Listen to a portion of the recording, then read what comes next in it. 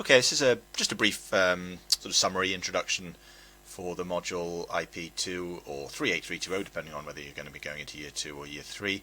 The module is called A War on the Mind, Propaganda and Secret Intelligence from the Great War to the 21st Century. So it's a module, obviously it should be fairly obvious from the title, that looks at the history and development of propaganda as an activity within international relations from the First World War period through to the last couple of decades, from the sort of Iraq War through to more contemporary conflicts and the politics of populism involving people like Putin and Trump. It's a module that I hope would appeal fairly generically to people involved in international politics in its broadest sense, but there's a specific targeting, if you like, for students who are registered obviously on the module, on the degree scheme of strategy, intelligence and security, and also I would suggest military history as well. But I don't want to kind of overemphasize that point. I think it's a fairly broad module in its conception and in its major themes. I would just sort of, before talking in a bit more detail about the actual content of the module and how it's assessed and what kind of work you'd be expected to do, just to sort of suggest a bit about why I think looking at propaganda is important. It's not a topic that is taught in great detail at many politics and history departments. There are some, but it's not generally one of the main areas of focus, and I think that's a pity, because I think it's extremely important for students to have an understanding of how propaganda has functioned, often as a very, very important and extremely influential element of international relations. And just a couple of quotes to illustrate the point. One from the guy, American military figure who was commanding NATO forces in Afghanistan in the context of the War on Terror after 9/11, 2001, when he was very clear about his own understanding of what the concept of propaganda meant in relation to the job he was doing in Afghanistan. This, he said, the war he was fighting, is all a war of perceptions. This is not a physical war in terms of how many people you kill or how much ground you capture. This is all in the minds of the participants. Stanley McChrystal, commander of ISAF in Afghanistan. He's got a very clear understanding there of the psychological dimension of international politics and in the specific context, in this instance, of military activity. So it's not just about how many guns you've got, how many tanks, what your military strength is. It's about how you can sell ideas and how you can influence people as a means of achieving and facilitating the achievement of political objectives. One of the slightly different perspective from a scholar of propaganda, Nicholas Jackson O'Shaughnessy, who's looked at the way in which academia has kind of failed to engage with propaganda as a branch of the international relations discipline.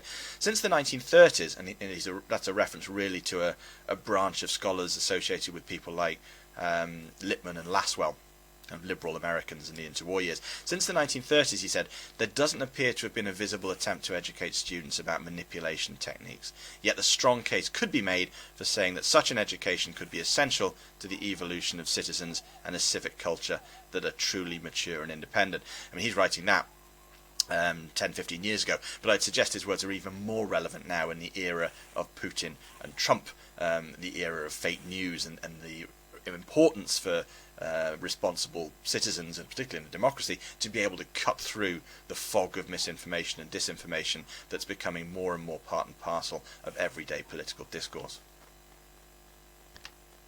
So, how do we go about doing that in this module? Well, teaching program looks broadly speaking like this. There are going to be 15 one-hour lectures. I'll talk about the actual content of those lectures in just a minute. There's another, it's kind of like a lecture, but it's rather longer and there's a bit more interaction, a 2-hour workshop that's specifically geared towards preparing you for one of the more interesting and original assignments. There are 2 film viewings with time built in to have a discussion afterwards. Whether we need the whole 3 hours that are dedicated depends a bit on the length of the film and how many things you've got to say, but that's how it's timetabled. And there are 5 one-hour seminars. In more detail then, it looks like this.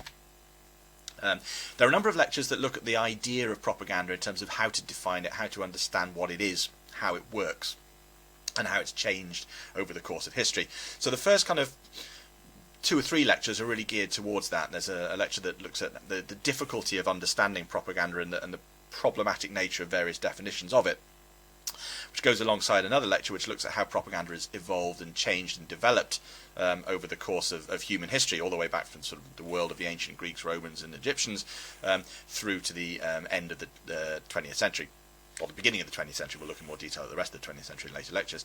There's then a lecture that looks at the technique of propaganda, and that will sit very much alongside the assignment workshop, which I'll talk about in more detail in just a minute. So a kind of a user's guide to propaganda, how to do it.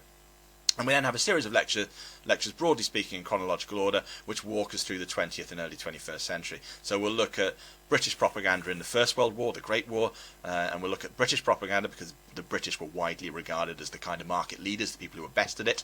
We'll look at the Second World War, and particularly the work of propaganda geniuses like Sefton Delmer operating within the political warfare executive. So we're looking at some of the intelligence-related aspects in terms of black propaganda and subversive activities that were instrumental to the waging of the Second World War.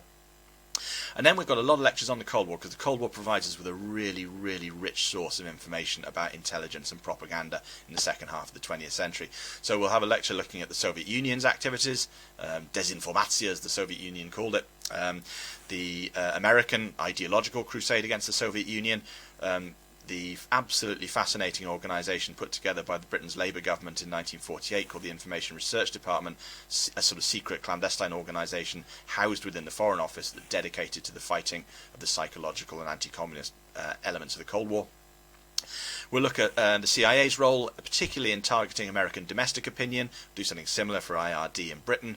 I want to do a specific lecture that looks particularly at the struggle for the Middle East and the role that the British intelligence services and IRD played in that. I want to look at the cultural Cold War and the way in which the CIA and IRD mobilised intellectuals and artists to fight the Cold War. I want to look at the way in which radio and TV and cinema was built in to the Cold War struggle. And then we'll move towards the early 21st century, and we'll look at the post-Cold War era, particularly the era of propaganda and intelligence that characterised the war on terror, from the attacks of 9/11 through the Afghanistan to the Iraq War of 2003, and then a lecture that kind of brings us up to date and looks at the era of fake news, propaganda and misinformation in the age of Vladimir Putin and Donald Trump. The seminars, and there are 5 of them, 1 hour long, are arranged as follows. One that will look at propaganda in the age of the 2 world wars, a second that looks at the kind of ideological dimension of propaganda and the superpower confrontation in the context of the Cold War. I then want to have a seminar that's specifically dedicated to investigating and understanding the work of the IRD.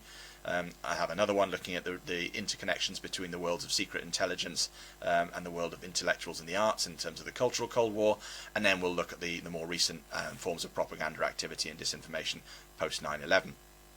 There are 2 film viewings and discussion workshops, as I say, 3 hours long. One of them will look at the animated film version of George Orwell's novel Animal Farm, which is a very popular film in its own right, but not realised by many people at the time effectively to be a work of the Central Intelligence Agency, who actually changed the script, bought the rights and facilitated its production. And then a documentary film looking at the role of pop music in the ending of the Cold War, which came out a few years ago, called Free to Wrong. Then, of course, there's the Propaganda Assignment Workshop, a 2-hour session which will be quite early in the teaching program. It'll run alongside those early lectures looking at how we understand propaganda in terms of its definitions and techniques. Assignments and assessment, fairly straightforward. The 5 1-hour seminars will be assessed in terms of how well you perform within them, what evidence you demonstrate to me of appropriate preparation, reading and research, and then the articulation of ideas and engagement in discussion within them. Fairly straightforward essay, which will simply be looking at, you'll choose an essay from a list of questions in the module handbook. Could be anything from conceptual ideas about propaganda to specific historical case studies or examples from the First World War to the early 21st century. And then there's the assignment that people tend to get into a bit more in terms of it being a bit different and gives you an opportunity to kind of exhibit and demonstrate different types of skills, which is the propaganda assignment. That's 2,000 words worth 40% of the module. And for that, what I'm going to be asking you to do is to select a particular case study that I'm going to give you in the module information booklet, and you need to then produce for me a piece of propaganda that meets the requirements of that particular political scenario. So the style of it, the content, the arguments, the persuasive impact, propaganda aspects of it, make for a really powerful, impactful and effective response to a particular set of particular requirements related to the scenario that you've chosen, and making sure that they're appropriate to the particular historical period or the political context that that case study is embedded within. Just to give you a bit more of a sense of what that might entail, this is the list of case studies from the last time the module ran a couple of years ago. Some of them may well be the same. I might kind of revisit that and bring some new ones in, particularly bring a few more things up to date towards the more recent years. But you can get a sense of looking through that, of the kind of scenarios, the kind of case studies that I will be looking for you to write me a propaganda document to suit the requirements of. So it's an opportunity really for you to develop your own communication skills, persuasion skills, propaganda skills. And if that sounds fairly daunting, then I hope it shouldn't be, because we will be having sessions, teaching sessions that are specifically dedicated to supporting you and preparing you to do well in that assignment. So there will be lectures, and there will be a much more interactive 2-hour workshop where we can kind of test out particular skills and work on particular elements of this assignment. And that hopefully will help you to understand the key concepts, and perhaps even more importantly, help you to master essential skills. And those skills, I would hope, will stand you in good stead, not simply for doing well in this module, but for actually going out there into the real world and getting jobs. It never hurts to be quite good at persuading people to do what you want.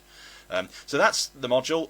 As I say, hopefully I'll be available for answering any more specific questions that you may have about it, but I hope I've given you a fairly reasonable idea of the kind of crucial elements to it. Okay, thanks.